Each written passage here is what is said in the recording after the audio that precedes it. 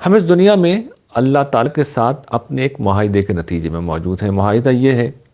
کہ ہم اس دنیا میں رہ کر اپنے رب کی بندگی کریں گے، غیب میں رہ کر اس کی اطاعت کریں گے، اور اس کے جواب میں پروردگار عالم ہمیں جنت کی وہ بادشاہی دیں گے جو انہوں نے کسی مخلوق کو نہیں دی۔ ہم سائنسی علم کے ذریعے سے ابھی بھی یہ جانتے ہیں کہ یہ جو جنت بنائی جائے گی، اس کے لیے جو را مٹیریل کہکشاؤں کی شکل میں، گلیکسیز کی شکل میں بن چکا، میں گلیکسیز کہہ رہا ہوں، ستارے نہیں کہہ رہا، گلیکسیز کی تعداد 2 ٹریلین ہے، 2000 ارب جو معلوم ہے، اور یہ خود سائنسدان کہتے ہیں کہ اس سے کہیں زیادہ بڑی کائنات ہے، بلکہ انفینائٹ ہے، اور ہر کہکشاں میں 400 تک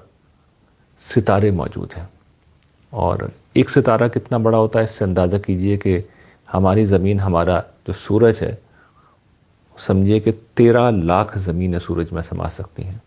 اور اللہ تعالیٰ اس سب کے اوپر یہ بتاتے ہیں کہ میں نے اس جیسی 6 کائناتیں اور بنائی ہیں، سب مل کر جنت میں تبدیل کر دیا جائے گا۔ تو اسٹیکس اتنے ہائی ہیں، ایک طرف یہ جنت ہے، یہ بادشاہی ہے، اور دوسری طرف اسٹیک پہ ہم خود لگے ہوئے ہیں، یعنی ہم اس جنگ میں ہارے تو ہم خود جہنم میں جائیں گے، یعنی ہمارا اپنا وجود، ہمارا اپنا پرنسپل اماؤنٹ جو ہم خود ہیں، وہ جو ہے قرآن جسے کہتا ہے کہ رہن رکھا ہوا ہے۔ تو جو چیز سمجھنے کی ہے وہ یہ ہے کہ سنجیدگی، سنجیدگی، سنجیدگی وہ وصف ہے جو ہمیں اختیار کرنا ہوگا۔ قرآن مجید خود بار بار توجہ دلاتا ہے کہ دیکھو یہ کھیل نہیں ہو رہا، یہ مذاق نہیں ہو رہا، کھیل کرنا ہوتا، مذاق کرنا ہوتا تو اپنے پاس کر لیتے، یہ ہزل نہیں ہے، یہ ہنسی ٹھٹا مذاق نہیں ہے، ایک انتہائی سنجیدہ معاملہ ہے۔ اللہ تعالیٰ اس دنیا میں جو بعض تکالیف پیدا کرتے ہیں، بعض بیماریاں جو آتی ہیں، بعض اذیتیں جو آتی ہیں، جہاں ان کی بڑی حکمتیں ہیں۔ اصل حکمت جو قرآن میں بیان ہوئی ہے کہ سنن الہی کے تحت ہم جسے سمجھتے ہیں کہ ابتلا ہے، امتحان ہے، آزمائش ہے، لیکن اس میں ایک حکمت یہ ہے کہ ہمیں معاملے کی سنجیدگی کا اندازہ ہو کہ ناکامی کی شکل میں دیکھو تم تو یہ تکلیفیں برداشت نہیں کر سکتے اس دنیا کی، آگے جہنم ہے، وہ کیسے برداشت کرو گے؟ تو اس کے لیے ضروری ہے کہ ہم اللہ تعالیٰ کی سنن کو سمجھیں، اس کی حکمتوں کو سمجھیں۔ جس ہستی کے ساتھ ہم معاملہ کر رہے ہیں، یعنی ہم نے یہ تو سمجھ لیا کہ ہی از سیریس، ہمیں بھی سیریس ہونا ہوگا، لیکن رولز آف گیم کیا ہیں، معاملات کیسے چل رہے ہیں۔ تو اس میں ایک چیز تو میں نے جو بڑی اہم سنت الہیہ بیان کر دی ہے کہ یہ جو کچھ بھی ہوتا ہے اس دنیا میں ابتلا کے لیے ہوتا ہے۔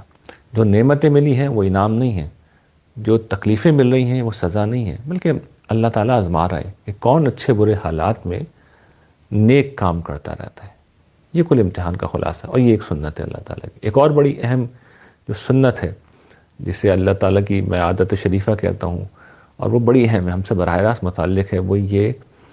کہ اللہ تعالیٰ کا ایک قانون ہے ہدایت کا، اس کا طریقہ ہے، اس کی سنت ہے، وہ یہ کہ وہ فطرت میں انہوں نے ہدایت ودیت کر رکھی ہے۔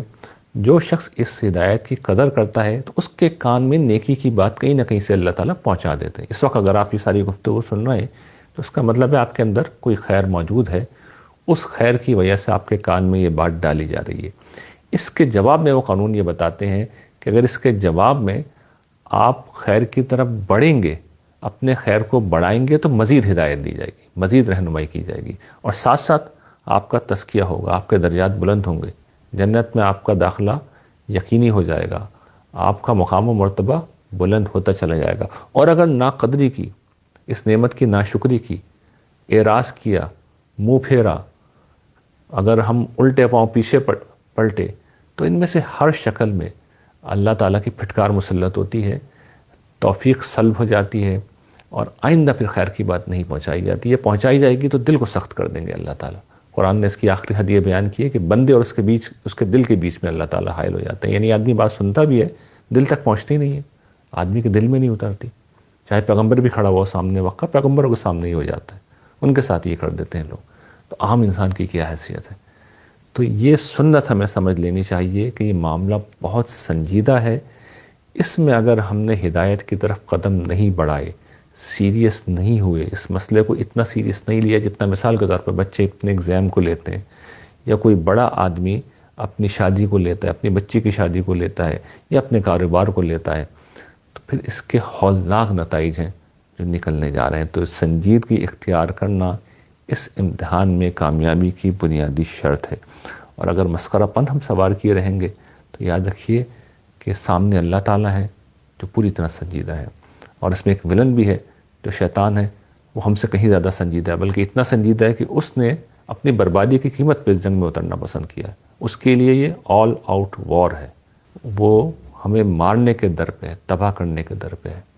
اس کا یہ 24 گھنٹے کا مشن ہے، اس کی ذریت کا، اس کی اولاد کا۔ اب آپ اندازہ کیجئے کسی گھر، کسی خاندان، کسی آفس میں یہ کوئی طے کر لے کہ اس نے ہمیں چھوڑنا نہیں ہے، سازش کرے گا، مکر کرے گا، فریب کرے گا، نقصان پہنچائے گا، ہم اس سے بچ نہیں سکتے۔ ایک مستقل دشمن موجود ہے ہماری زندگیوں میں۔ اس کا جواب صرف ایک ہی چیز ہو سکتی ہے، سنجیدگی۔ سنجیدگی اختیار کر لیں گے، ہدایت پہ کان دھریں گے، سنجیدگی کے ساتھ جواب دیں گے، تو خدا کی رحمتیں ٹوٹ کے برسیں گی، ورنہ بے اتنائی کے جواب میں بے اتنائی ہی بڑھتی جاتی ہے۔